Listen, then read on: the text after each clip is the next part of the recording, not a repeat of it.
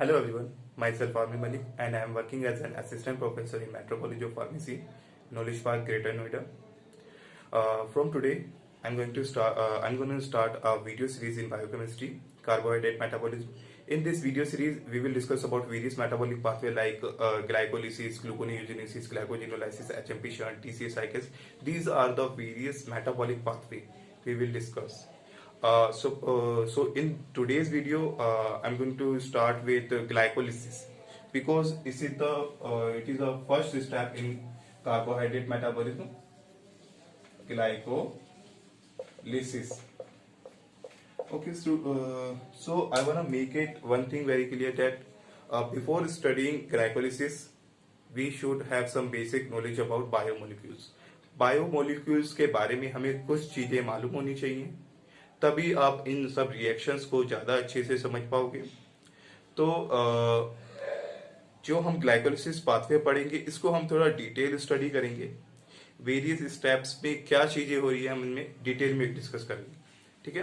तो first start with glycolysis की अगर हम बात करें तो ग्लाइकोलिसिस में हम क्या करते हैं, ग्लूकोज का कन्वर्जन करते हैं किसके अंदर, पायरुवेट के अंदर। मीन्स इसके अंदर क्या है, ग्लूकोज तो प्रेजेंट होगा, या हम इन जनरल कह सकते हैं कार्बोहाइड्रेट तो प्रेजेंट होंगे,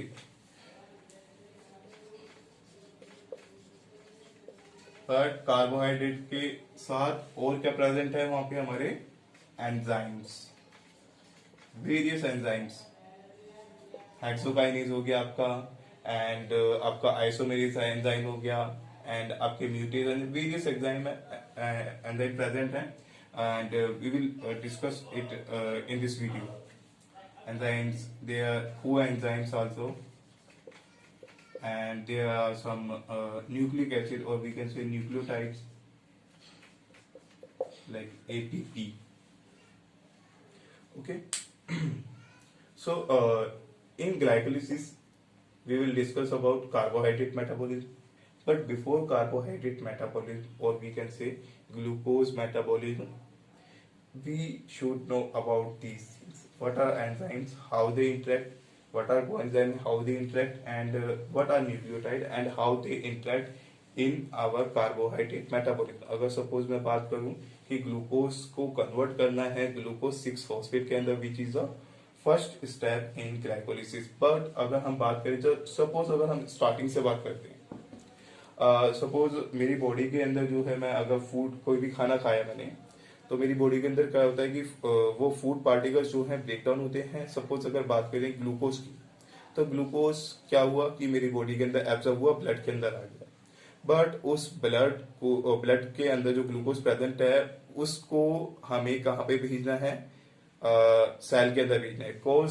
जो ग्लाइकोलिसिस है वो आपकी कहाँ पर होती है, साइटोप्लाज्म के अंदर।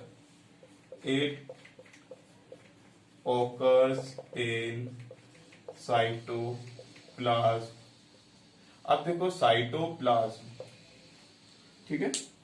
तो ये साइटोप्लाज्म जो है आपका, ठीक है, ये कहां पे प्रेजेंट है, सेल के अंदर प्रेजेंट है।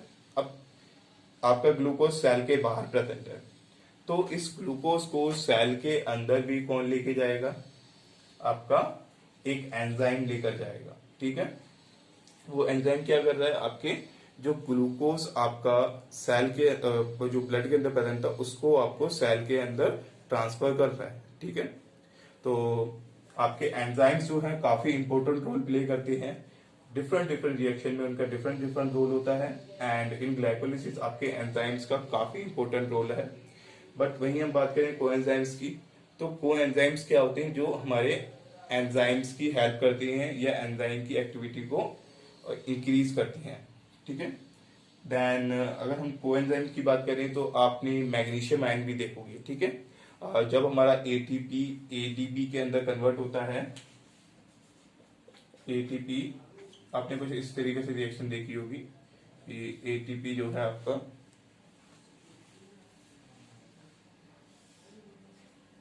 कन्वर्ट हो रहा है एडीपी के अंदर, एंड यहाँ पे आपको मैग्नीशियम आयन देखने को मिला होगा। ये मैग्नीशियम आयन क्या कर रहा है, आपके एंजाइम की एक्टिविटी बढ़ाता है। किस तरीके से बढ़ाता है इसको हम फर्दर लेटर हम किसी और वीडियो में डिस्कस करेंगे। न्यूक्लियोटाइड। अब देखो ये एटीपी एडीपी आपके क्या है, न्यूक्लियोटाइड है, ठीक है। अब थोड़ा सा हम एंजाइम्स के बारे में डिस्कस करते हैं।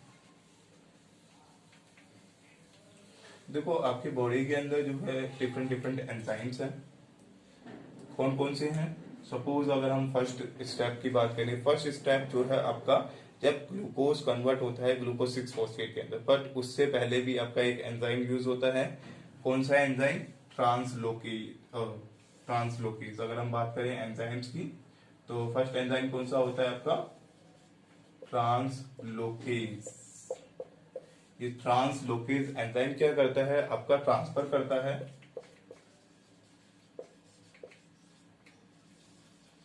Glucose from blood to cytoplasm. अब देखो ट्रांसलोकेज को हम यहाँ पे ज्यादा डिटेल में स्टडी नहीं करेंगे, क्योंकि ये जो है हम तब डिस्कस करेंगे जब हमारा थोड़ा डायबिटीज का हम डिस्कस करेंगे, ठीक है। तो जो मेजर रोल प्ले करते हैं वो डिफरेंट एंजाइम रोल प्ले करते हैं, ठीक है। एंड जो ये आपका ट्रांसलोकेज होता है ये इंसुलिन के थ्रू कंट्रोल होता है, ठीक है। It is controlled by insulin. It is controlled by insulin, ठीक है। आपका ट्रांसलोकेज एंजाइम हो गया आपका। इसने क्या करा? ग्लूकोज को ट्रांसफर कर दिया ब्लड से साइटोप्लाज्म के अंदर, आपके सेल के अंदर कर दिया। अब सेल के अंदर आ गया। अब देखो सेल के अंदर क्या होता है, आपका साइटोप्लाज्म प्रेजेंट होता है, वहां पर आपकी वेरियस रिएक्शन होती है, ठीक है। आपका जो ग्लाइकोलिसिस होता है वहां पर होता है। किस तरीके से होता है उसको हम थोड़ा सा देखते हैं। अगर कौन कौन से एंजाइम्स की बात करें, तो वहां पे आपके एक एंजाइम प्रेजेंट होता है फर्स्ट स्टेप के अंदर, हेक्सोकाइनेज, ठीक है। अब देखो हेक्सोकाइनेज हो गया, या हम बात करें फोस्फोफ्रक्टोकाइनेज एंजाइम अगर हम कहें, ठीक है। इसी तरीके से आपका ग्लिसरेट काइनेज। तो इन सब में एक कॉमन चीज हम देखते हैं, काइनेज प्रेजेंट है।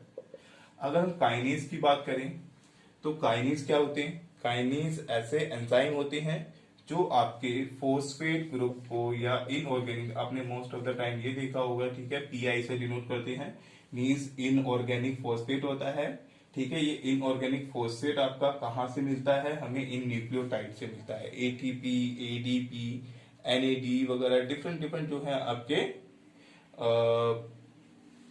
जो है फॉस्फेट ग्रुप प्रेजेंट होते हैं। एंड आपके जो है ये इनऑर्गेनिक फॉस्फेट जो है आपके साइटोप्लाज्म के अंदर भी प्रेजेंट होता है। अब अगर हम बात करें काइनेज की, तो काइनेज क्या करता है?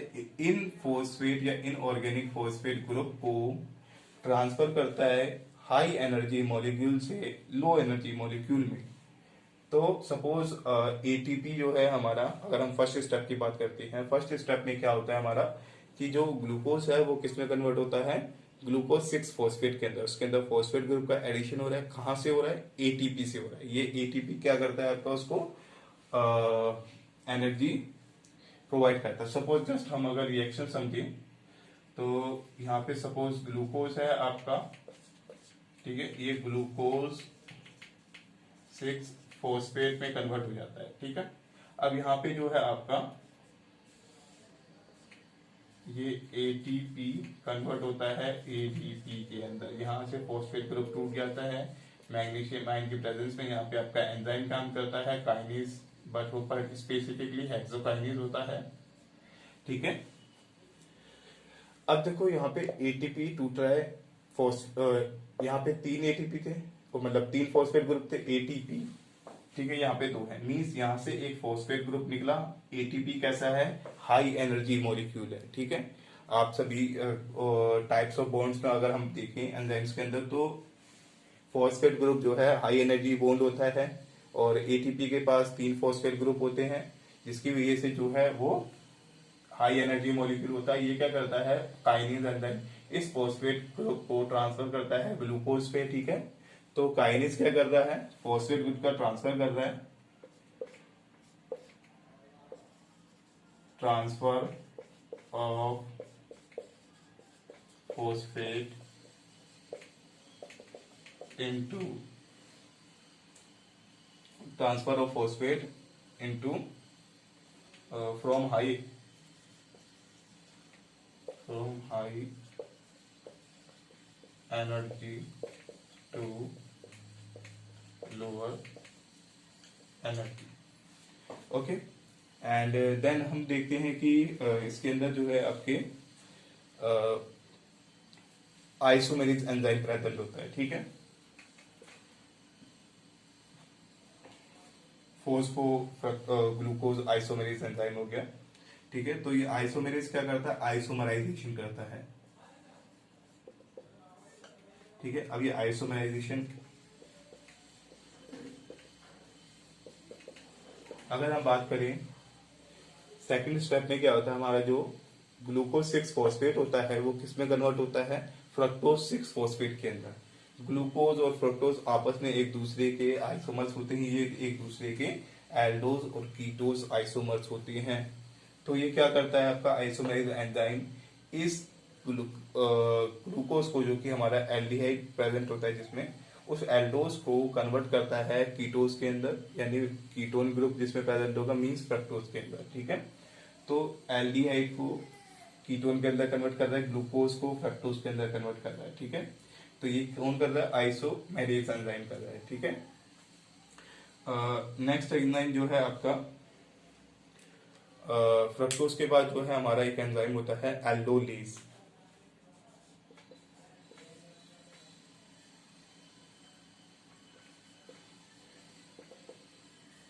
एल्डोलेज, अब देखो एल्डोलेज जो है आपका इसमें आपका फ्रक्टोज बाइफॉस्फेट को कन्वर्ट करता है किसके अंदर, दो मॉलिक्यूल के अंदर। कौन कौन से वो दो मॉलिक्यूल होते हैं हमारे, एक एल्डिहाइड और एक कीटोन। ठीक है, तो एक एल्डिहाइड और एक कीटोन।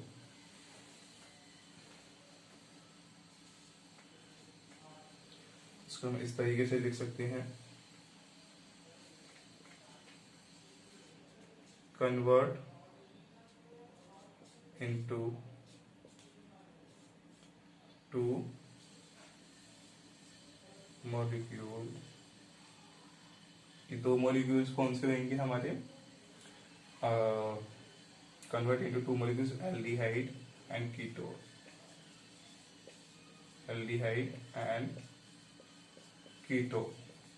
ठीक है, उस स्टेप में क्या होता है हमारा कि जो फ्रक्टोज होता है वो ब्रेक डाउन होता है किस किस के अंदर, एक डाई हाइड्रोक्सी एसीटोन फॉस्फेट के अंदर, एक ग्लिसरल्डिहाइड 3 फॉस्फेट के अंदर। जब हम रिएक्शन देखेंगे तब हमें ये चीजें समझ में आएंगी, बट बिफोर रिएक्शन इन चीजों को थोड़ा सा समझना हमारे लिए इंपॉर्टेंट है। ठीक है, नेक्स्ट जो एंजाइम है आपका, एक होता है ओके एक एंजाइम हमारा और होता है, कौन सा, म्यूटेज। ठीक है, अब देखो ये म्यूटेज एंजाइम की अगर हम बात करें तो ये क्या करता है, फंक्शनल ग्रुप को मूव कराता है। तो ये क्या करता है, मूवमेंट ऑफ फंक्शनल ग्रुप। ठीक है, इन अ मॉलिक्यूल, किसी मॉलिक्यूल के अंदर फंक्शनल ग्रुप को मूव कराता है। ठीक है, आप सपोज अगर हम देखते हैं फॉस्फोग्लिसरेट या 3 फॉस्फोग्लिसरेट है हमारा। ठीक है, उस मॉलिक्यूल में थर्ड पोजीशन पे फॉस्फेट ग्रुप प्रेजेंट होता है, बट ये म्यूटेज क्या करता है, उसको सेकंड पोजीशन पे लाता है। ठीक है, उस फॉस्फेट ग्रुप को। ठीक है, में हमारा इनोलेज। तो ये इनोलेज एंजाइम क्या करता है, ये इनोलेज एंजाइम हमारा इनोल बॉन्ड की फॉर्मेशन करता है, फॉर्मेशन ऑफ इनोल बॉन्ड। अब ये इनोल बॉन्ड क्या होता है, सबसे पहले हम देखते हैं। अगर सपोज जस्ट ड्रॉ करते हैं पहले इसको, सपोज मेरे पास एक स्ट्रक्चर है, उसके अंदर एक फॉस्फेट ग्रुप प्रेजेंट है और वो एक ऐसे कार्बन से अटैच है जो दूसरे कार्बन से डबल बॉन्ड के साथ अटैच है। तो इस बॉन्डिंग को हम क्या कहते हैं, इनोल बॉन्ड कहते हैं। और ये इनोलेज एंजाइम इस इनोल बॉन्ड की फॉर्मेशन में हेल्प करता है और हमारा कंपाउंड फॉर्म करता है ग्लिसरेट 2 फोस्फोपाइरुवेट। ठीक है, ये next enzyme is dehydrogenase. Okay, dehydrogenase is an oxidative enzyme. ये हमारी रिएक्शन के अंदर ऑक्सीडेशन करवाता है। कैसे? Oxygen is removal of hydrogen. अगर मैं किसी कंपाउंड में से हाइड्रोजन को रिमूव करता हूँ तो मीन्स वहाँ पे क्या हो रहा है, मेरा ऑक्सीडेशन हो रहा है। तो सिमिलरली जो डिहाइड्रोजिनेज है वो क्या करता है, आपका ऑक्सीडेशन करवाता है। ऑक्सीडेटिव एंजाइम है, ठीक है। किस तरीके से ऑक्सीडेशन करवा रहा है? बाय रिमूविंग हाइड्रोजन, ठीक है, रिमूवल ऑफ हाइड्रोजन, ठीक है। अभी रिमूवल ऑफ हाइड्रोजन कैसे करवाता है? By the use of nucleotides, ठीक है। कौन कौन से न्यूक्लियोटाइड्स होते हैं यहाँ पे हमारे? By using NAD+, okay. अब ये NAD+ क्या है, इसको फर्दर हम बाद में डिस्कस करेंगे। तो these are the various enzyme which involve in glycolysis pathway. I hope आप सभी को ये चीज़ें समझ में आई होंगी। नेक्स्ट वीडियो में जो है हम डिस्कस करेंगे कोएंजाइम एंड न्यूक्लियोटाइड्स के बारे में, एंड उसके बाद जो है हम देखेंगे कि ये कार्बोहाइड्रेट, एंजाइम्स, कोएंजाइम, न्यूक्लियोटाइड्स आपस में किस तरीके से रिएक्ट करके ग्लाइकोलाइसिस पाथवे करते हैं।